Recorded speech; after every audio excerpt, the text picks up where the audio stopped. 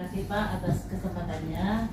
Di sini kami dari CGP Angkatan 10 ingin mewawancari Bapak mengenai keputusan yang bertanggung jawab masalah dilema etika di sekolah.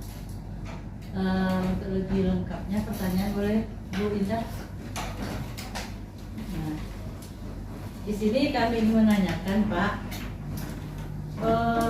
bagaimana Bapak dapat mengidentifikasi kasus-kasus yang ada di sekolah mengenai dilema etikanya?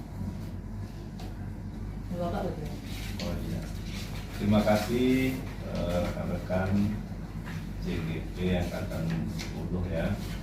Jadi pada kesempatan ini kami sangat senang sekali bisa bertemu dengan para CGP. Semoga para CGP selalu semangat dan sehat ya. Amin. Ya, jadi kalau konteksnya yang disampaikan tadi yang menyangkut dengan dilema etika, terutama dalam pengambilan sebuah keputusan, itu memang kalau untuk yang namanya pimpinan itu mengambil keputusan itu adalah sebuah tantangan. Karena apa?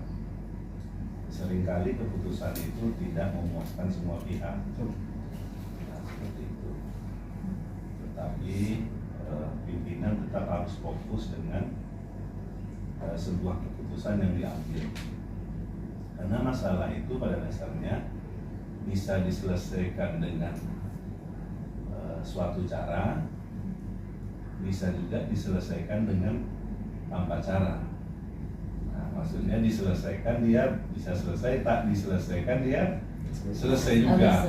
Nah, tetapi sebagai seorang pimpinan dan pembelajar yang baik, ya kan, setiap ada masalah kita harus selesaikan.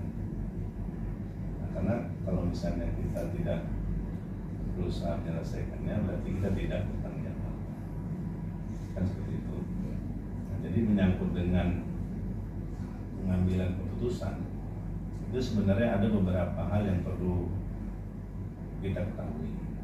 Ya, Mas Andi ya, Mas Andi, Ibu Indah, Bu Realita. Yang pertama tentunya kita harus lakukan identifikasi.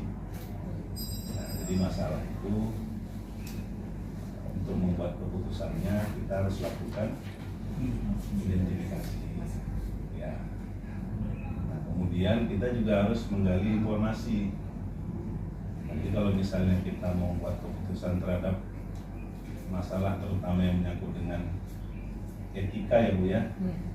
Karena etika ini kan banyak nih etika ya, etika terutama kalau etika ini kan person, orang ya kan. Nah, jadi itu yang kedua tadi, ingat apa tadi? Dari menggali informasi. Jadi kita harus apa namanya? Yang pertama identifikasi, kita lakukan identifikasi, kemudian kita harus mengumpulkan banyak data, informasi. Kemudian yang ketiga, jangan lupa dalam pengambilan dan membuat keputusan itu kita harus siapkan plan A, plan B.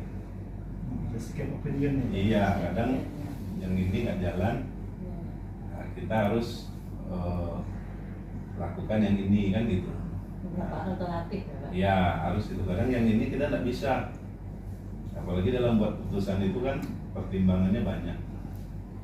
Nah, kalau poin yang kedua tadi mengumpulkan data itu, nah, kita bisa dapat dari siapa aja, misalnya kayak rekan atau yang bawah pun kalau di sekolah ini sampai ke anak-anak pun kita bisa dapat informasi di kalau ada. Nah, kemudian yang ketiga tadi apa tadi? Ingat nggak? Lakukan Buat ya. Kemudian yang keempat baru kita apa namanya membuat sebuah analisa dari informasi tadi.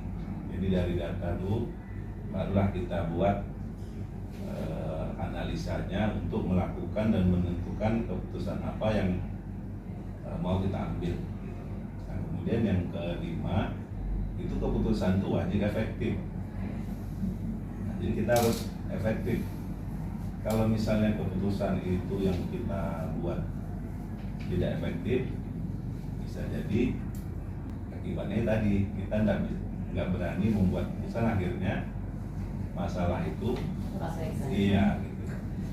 Nah seperti itu. Jadi kalau misalnya nanti Bapak Ibu berada di dalam kelas juga seperti itu. Misalnya kayak kami kepala sekolah kesulitan mengambil keputusan akibat dari guru yang motivasi mengajarnya kurang dengan banyak bermacam alasan, ya kan?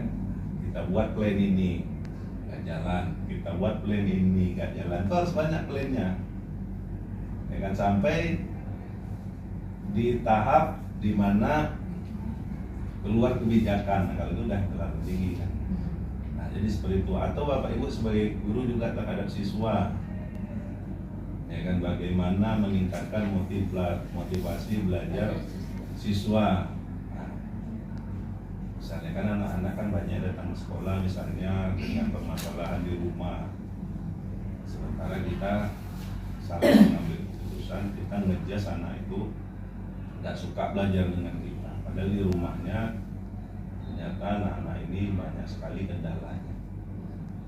Nah seperti itu. Jadi lakukanlah yang saya bilang tadi, step tadi kan, identifikasi dulu ini anak ini mengapa. Jadi jangan kita buat sebuah kesimpulan, karena keputusan itu keluar jadi tidak baik kalau informasi nggak ada, data nggak ada, kita nggak berhasil mengidentifikasi. Jadi nggak fokus dia jadinya.